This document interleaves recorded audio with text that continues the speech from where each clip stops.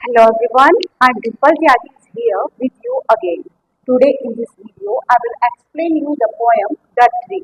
It is a very interesting poem written by K.K.N. Daruwala, who is an Indian writer, short story writer and a poet who writes in English. K.K.N. Daruwalla बहुत ही अच्छे poet हैं, बहुत ही अच्छे short story writer हैं और ये this poem is also very interesting about a tree. Yes, students. Now look at the very first stanza. Next to the track beside our house, there planted a gulmohar. We tended it, we watered it. It wanted more and more. इसमें जो speaker है वो कहता है कि रास्ते के दूसरी ओर मेरे फादर ने एक गुलमोहर का पेड़ लगाया। मतलब जो स्पीकर है उसके फादर ने गुलमोहर का एक पेड़ रास्ते के दूसरी ओर लगाया। वी टेंडेड इट, हमने इसकी देखभाल की। स्पीकर है और उसकी फैमिली या उसके फादर ने। वी वाटर्ड इट, हमने इसे पानी दिया। It wanted more and more, इसे और चाहिए था। बेबी ट्री था तो बेबी ट्री की ज्यादा केयर करनी पड़ती है, तो स्पीकर कहता है कि इसे और पानी चाहिए था, मतलब इससे हमें इसकी बहुत ज्यादा देखभाल करनी पड़ी। Now let's come to the second stanza. When first its little suit of green spread across the boughs, जब पहली बार इसकी छोटी छोटी नई पत्तियां इसकी शाखाओं के चारों ओर फैली, मतलब नई पत्तियां आनी शुरू हुई इसकी शाखाओं पर। Some of us said hey that is great and some of us said wow, हम में से कुछ ने कहा हे दैट्स ग्रेट, वाओ, किसी ने ग्रेट कहा, किसी ने वाओ कहा, मतलब सबको बहुत ही अच्छा लगा।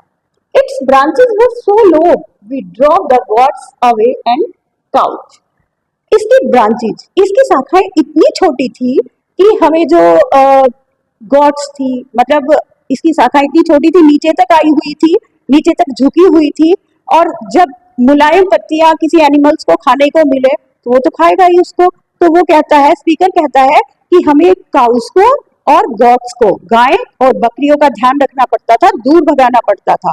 क्यों भगाना पड़ता था? क्योंकि वो उसकी ब्रांचेस को खा सकते थे। Now let's move toward the third stanza. It really kept us on our toes, वास्तव में ये हमें अपने पैरों पर खड़ा रखता था। पैरों पर खड़ा रखने का मतलब है हमसे बहुत मेहनत करवाता था। जिस तरह छोटे बच्चे की बहुत देखभाल करनी पड़ती है, वैसे ही ट्री की भी बहुत देखभाल करनी पड़ती है। अब बेबी ट्री नीड्स केयर, जैसे कि यहाँ पर बताया गया है कि बेबी ट्री को केयर की जरूरत होती है। Next year the green fuzz change to leaf, अगले साल जो ग्रीन फज, फज का मतलब है छोटी छोटी मुलायम पत्तियां, यहाँ पर जो उसकी छोटी छोटी मुलायम पत्तियां थी अब वो बड़ी पत्तियों में चेंज हो चुकी थी। Next year the blossom flared, और अगले साल इस पर फूल भी खिल गए थे, जैसे कि you can see there are red flowers. It turned into a red roofed tree, a thing of beauty rare, और अब एक ये लाल छत वाला पेड़ बन चुका था। एक थिंग ऑफ ब्यूटी रेयर मतलब ऐसी चीज, ऐसी सुंदरता जो मुश्किल से देखने को मिलती है, दुर्लभ, ठीक है, hard to find. Now let's come to the last paragraph stanza.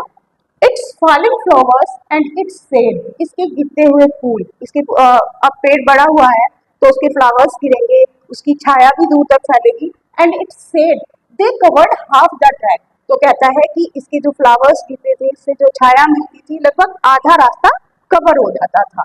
It sheltered us from sun and rain, the tree had paid us back, और ये हमें shelter, here the meaning of shelter is in Hindi we can say सुरक्षा करना, ये हमारी सुरक्षा करता था धूप से और बारिश से। तो मतलब जितना हमने इसके लिए बचपन में बेबी ट्री था जब किया था, अब ये वो सब हमको वापस लौटा रहा था। Thank you student, and I hope that you will be understand the explanation of this point. See you again.